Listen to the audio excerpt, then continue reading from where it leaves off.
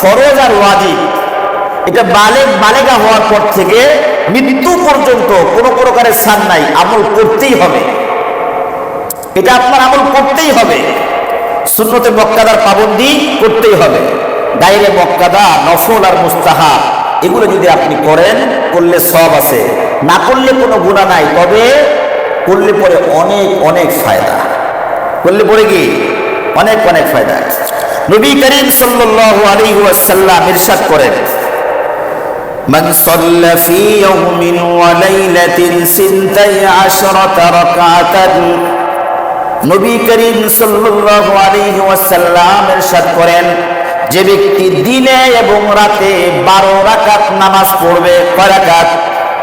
12 রাকাত নামাজ পড়বে, বুনিয়া লাহু বাইতুন ফিল জান্নাহ, আল্লাহ রাব্বুল আলামিন জান্নাতের মধ্যে তার জন্য একটা ঘর বানায়া দিবে। নফল না পড়লে গুনাহ নাই, নফল না পড়লে কি নাই? গুনাহ নাই।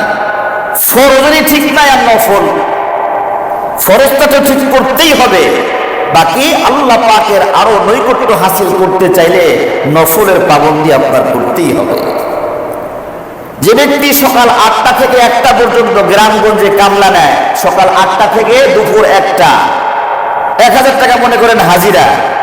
এই যে কামলাগুলা 10 জন কামলা নিছে, তারা দেখলো যে আমরা 1টা বাজছে আজান দিয়ে দিছে, গ্রামে 1টা বাজে আজান দেয়, কামলা তখন ঘুমাস থেকে উঠে চলে আসে, জমিন থেকে উঠে চলে আসে, 1টা বাজে গেছে, সময় তো শেষ।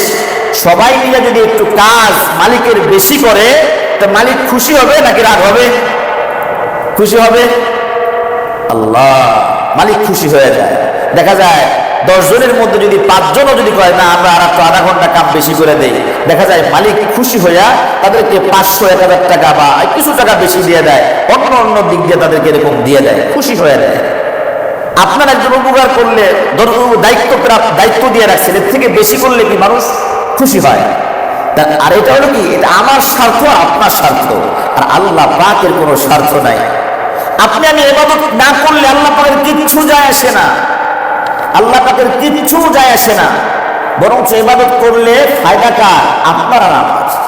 ফরজ ওয়াজিব বান্দা তুমি করবাই, তুমি এটা করবাই। যদি নফল ইবাদত করো, তাহলে আমি তোমার জন্য এই নিয়ামত দান করব। ফরজ ওয়াজিব তো ছাড়ার কোনো সুযোগই নাই, ফরজ ওয়াজিব ছাড়ার কোনো সুযোগ নাই। হাদিসে পাকের মধ্যে আসছে, কাল কিয়ামতের ময়দানে যখন বিচার আচার হবে,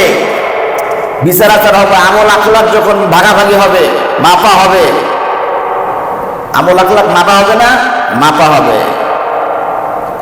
আমল আখলাক যখন মাপা হবে, একটু যদি ফরজের যদি কোনো ত্রুটি থেকে যায়, ঘাটতি থাকে, কমতি থেকে যায়, আল্লাহ রাব্বুল আলামিন বলবেন, দেখো আমার এই বান্দার নফল আর সুন্নত এগুলো আছে নাকি, এগুলোর থেকে টান দেয় এনে ফরজগুলোকে ঘাটতি পূরণ করো। সুবহানাল্লাহ। তা যদি আপনি খালি ফরজের পাবন্দি করেন, নামাজ পড়ছেন, কোন সময় ওযু চলে গেছে আপনার খবর নাই, কিন্তু আপনি নামাজ পড়লেন, নামাজ কি হবে? অথবা নামাজ পড়ছেন, সূরা কিরাত শুদ্ধ নাই, বিভিন্ন প্রকারের ঝামেলায় জর্জরিত আমরা আমাদের নামাজ। তো এই নামাজগুলো যদি সমস্যা হয়, আপনার আমার নফল দিয়ে এগুলো ট্যাগেল দিবেন আল্লাহ পাক, নফল দিয়ে ভর্তুকি দিয়ে এটা পুরো আপনাকে আল্লাহ পাক জান্নাত দিবেন। তা আপনি ফরজ পড়বেন, ফরজ পুরা চলে যাবেন, ফরজ ইবাদতগুলো করবেন, নফল যদি আপনি আমি না করি, তাহলে কাল কিয়ামতের ময়দানে বিপদটা কার? আপনার আর আমারই তো বিপদ। কারণ নফল আর মুস্তাহাব সুন্নত দিয়ে কি করা হবে? এই ঘাটতিগুলা পুরা করা হবে।